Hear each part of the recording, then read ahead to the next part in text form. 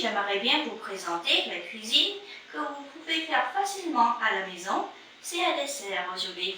C'est un plat dessert qui est très couru par les touristes en Thaïlande. Aussi, les Thaïlandais aiment beaucoup ce plat dessert aussi, surtout au début de l'année où on a des très belles mangues. Ces deux mangues, malheureusement, ne viennent pas de la Thaïlande, mais on trouve très facilement dans les supermarchés partout en France et aussi dans des autres pays qu'on peut l'avoir toute l'année. Alors, avant qu'on commence ce plat-là, j'aimerais bien vous présenter les ingrédients. On peut le séparer en deux parties, la partie qui est le riz gluant et la partie qui est le nappage. La première partie des ingrédients, c'est pour faire le riz gluant. On aura besoin principalement de riz gluant qu'on peut trouver dans des magasins asiatiques. Pour 4 personnes, on aura besoin de 150 grammes. Pour sublimer le riz, on aura besoin de lait de coco, 150 ml de lait de coco. Et pour faire sucré, on aura besoin de sucre en poudre, 125 grammes. Une cuillère à café du sel, une pierre d'Alain qu'on peut trouver dans les magasins bio et bien sûr, la deuxième partie des ingrédients, c'est pour faire le nappage. On aura besoin encore 55 grammes de lait de coco, une pincée de sel, une cuillère à café de fleur de maïs. Soit on utilise 2 cuillères à soupe de haricots munka qui est déjà décortiqué. Si on ne le trouve pas, on peut l'utiliser à la place des sésames. On aura besoin de 2 cuillères à soupe.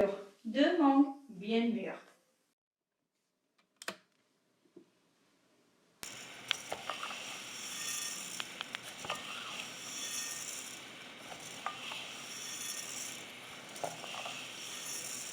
La première étape de la recette constitue à préparer le riz.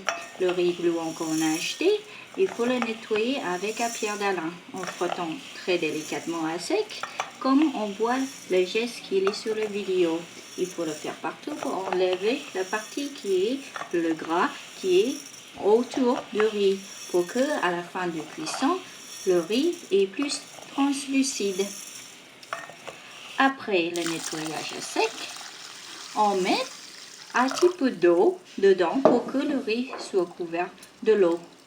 Et on utilise la même geste, on frotte encore du riz avec de l'eau. Comme ça, le riz est mieux nettoyé. Vous verrez que de l'eau qui va sortir va être plus trouble. C'est la partie graisse qui est sortie. Pour enlever tout ça, il faut le rincer à l'eau claire plusieurs fois et répéter le même geste jusqu'à l'eau qui reste est claire. Cette partie-là, il faut le préparer la veille pour que après on peut mettre de l'eau et le laisser reposer toute une nuit. Ou si vous n'avez pas autant de temps, laissez-le reposer couvert de l'eau au moins 2 heures avant la cuisson. Quand votre riz est bien trempé, pendant toute une nuit ou 2 heures, on égoutte. Et pour faire le riz gluant, il faut le faire cuire à la vapeur. Ça peut prendre 30 minutes ou que le riz soit bien cuit, mais pas plus. Pendant ce temps-là, préparez la partie sauce qu'on doit mettre avec, quand le riz va être bien prêt. Ce qu'on fait, on prend une casserole sur un feu doux, mettre le lait de coco avec du sucre, bien remuer en ajoutant une cuillère à café de sel. Remuez bien.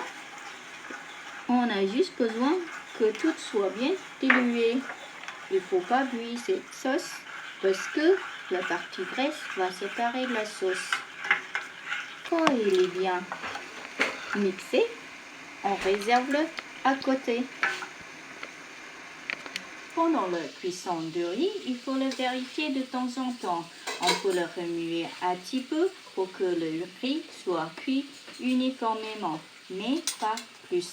Quand le riz est bien cuit, il faut le sortir et le mettre dans un grand bol.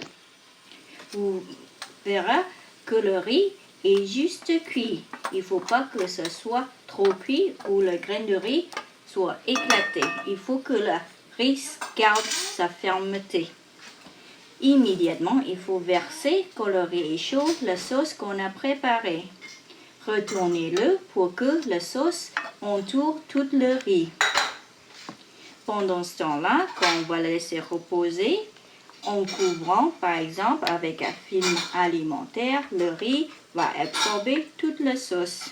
Tout ça peut prendre 30 minutes ou plus. Vous pouvez vérifier de temps en temps. Pour le nappage, on va utiliser le reste de lait de coco. Dans une casserole au petit feu, on met le reste de lait de coco. On va épaissir la sauce avec de fleurs de maïs. Il faut penser à bien mélanger. On va l'assaisonner avec une pincée de sel. Cette sauce-là doit avoir un goût un peu salé. Bien mélangé, quand tout est bien dilué, on va le réserver à côté pour napper de tout.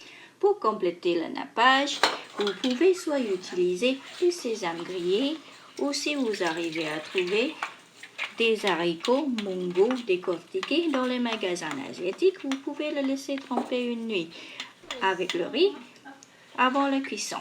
Si vous n'avez pas autant de temps, je vous suggérerais que vous laissez tremper dans de l'eau chaude au moins 2 heures avant la cuisson. Quand le mungo soit bien trempé, il faut les goûter et mettre directement dans une bain d'huile tiède. Après cela, vous pouvez augmenter votre feu un petit peu. Il faut le laisser cuire dans de l'huile pas très chaude pendant quelques dizaines de minutes. Au début de la cuisson, vous verrez qu'il y aura des bulles qui sortaient. Il y aura de moins en moins après un certain temps de cuisson. Vers la fin, quand des mungas vont être bien cuits et croustillants, il resterait presque plus de bulles. À ce moment-là, vous pouvez le sortir de l'huile comme des frites. Il faut le bien égoutter. Vous le laissez égoutter soit du papier absorbant pour que toutes les graisses qui restent soient toutes absorbées. Vous le laissez refroidir et vous pouvez le garder pour le dressage. Après une demi-heure ou quelques temps, jusque le riz absorbe toute la sauce de noix de coco et du sucre, on va voir que le riz est bien sec. Ça peut sécher plus ou moins rapide, mais on voit que les graines sont bien transparentes et il est bien satinant. Alors, pour servir, on prend une petite cuillère de riz.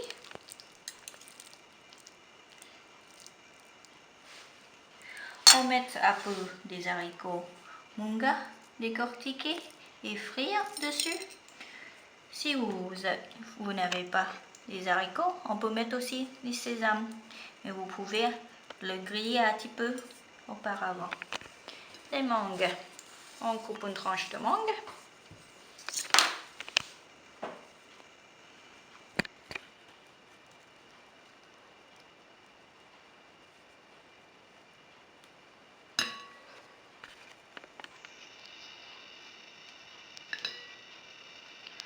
Pour le poser dessus.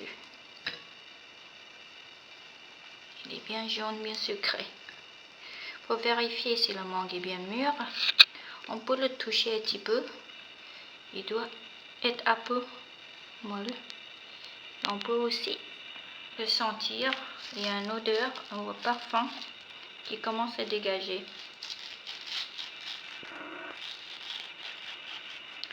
C'est à peu près comme des avocats. C'est à peu près la même texture. Voilà. Et si quelqu'un veut une petite nappage avec le lait de coco qu'on a préparé, ça donne un goût un peu plus salé à l'ensemble. Voilà, bon appétit!